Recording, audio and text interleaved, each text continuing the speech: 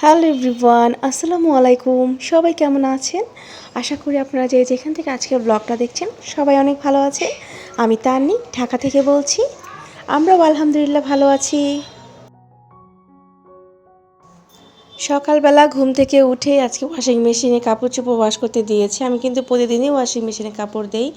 আসলে প্রতিদিন ওইভাবে দেখানো হয় না। তো আজকে তো ভাবলাম কাপড় কাচা থেকেই শুরু করি আজকের ভিডিওটা। তো বাবুর কাপড় সব কিছু আমি ওয়াশিং মেশিনে দিয়ে দিয়েছি। এই কাপড়টা রোদে তাড়াতাড়ি করে শুকানোর জন্য আমাকে এটা সকালবেলায় দিতে হয়। তো এটা আমি কাপড়টা বারান্দায় যখন মেলে দিব, তারপর আবার আমাদের কাপড়গুলো দিয়ে দিব একসাথে। আমি আসলে বাচ্চা আর বড়দের কাপড়গুলো দিই না ওয়াশিং মেশিনে। গত ভিডিওতে আপনারা আমার ভিডিওটা অনেক পছন্দ করেছেন, সবাই অনেক সুন্দর সুন্দর কমেন্টস করেছেন। আমার বাসার সামনে যে রেস্টুরেন্টে আমরা গিয়েছিলাম রুফটপে, আসলে রেস্টুরেন্টটা অনেক সুন্দর, আমারও খুব ভালো লাগে। আর যেহেতু শীত চলে এসেছে, আমার গলার অবস্থা খুব খারাপ হয়ে গিয়েছে। কিছুই করার নেই, তারপর তো আসলে কাজ থেমে নেই, আমাদের কাজগুলো তো গৃহিণীদের করতেই হবে। এখানে আমি নাস্তা নিয়ে নিচ্ছি, সবার খাওয়া দাওয়া শেষ, শুধু আমার নাস্তাটাই বাকি ছিল। তো আজকে যেহেতু আমি ভিডিও করব, তো ভাবলাম নাস্তার আইটেম পিঠা দিয়ে শুরু করি। আমি সকালবেলা তেমন কিছুই খাই না, অনেক সময় রুটি ভাজি ডিম আর চা, সাথে যদি কখনো ব্রেড থাকে, কখনো প্যানকেক থাকে, পিঠা। আজকে পিঠা দিয়ে নাস্তাটা শুরু করছি। আমরা যারা ভিডিও করি তারা কিন্তু চা ঠান্ডা হয়ে যায়, খাবার ঠান্ডা হয়ে যায়, সেটা আমরা ওভেনে গরম করে আবার দেখাই। যাই হোক, এভাবে আসলে দিন চলে আমাদের। তারপর তো সুন্দরভাবে আপনাদের সামনে উপস্থাপন করতে হবে। তো পিঠাটা অনেক মজা ছিল, পাতা পিঠা বলে এটা আমাদের এখানে, আপনাদের এখানে কি বলে জানি না। পিঠা দিয়ে চা আমার খুবই ভালো লাগে। একটু পর চাটা খেয়ে আমি বাইরে বের হব, আমার কিছু কেনাকাটা দরকার আছে, আরএফএল থেকে কিছু প্রোডাক্ট কিনবো।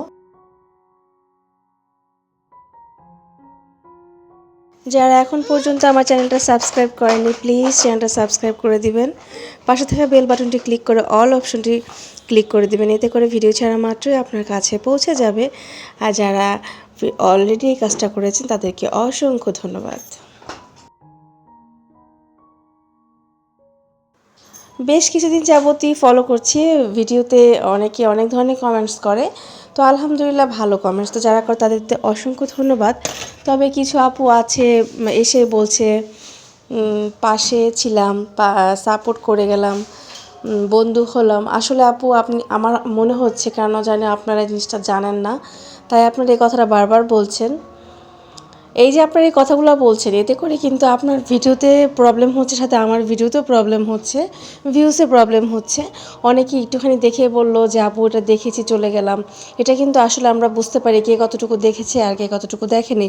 যে দেখেছে সে কিন্তু দেখার পরে সুন্দর একটা কমেন্টস করবে যে আজকে আমরা আমি আজকে কী কী করেছি, ভিডিওতে কী কী দেখানো হয়েছে।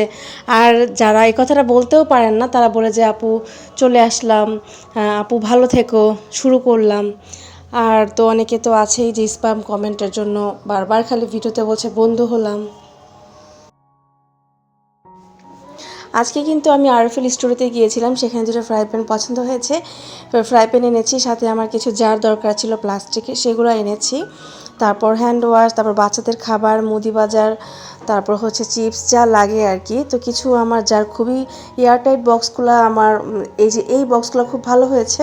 আর শুধু খাবারের জন্য কিছু বক্স কিনেছি।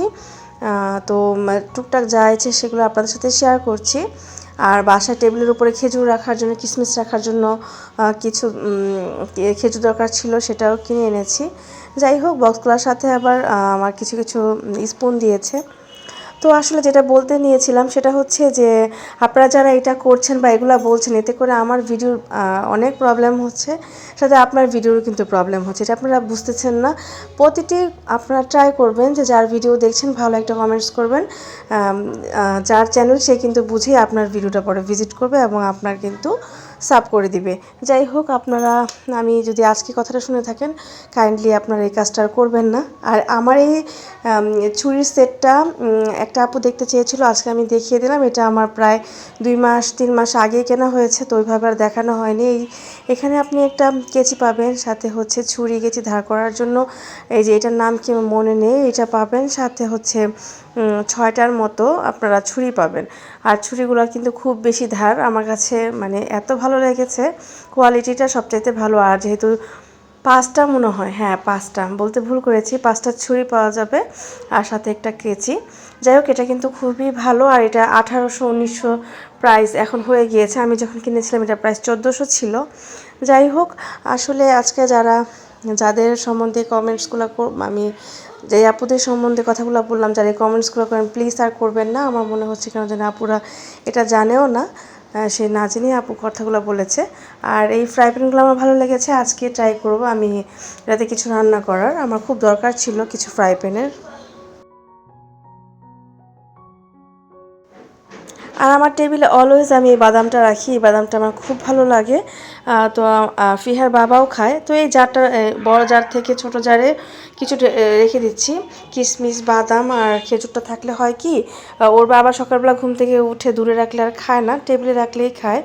আর আমারও দেখা যায় মনে থাকে না কাজ করার সময়।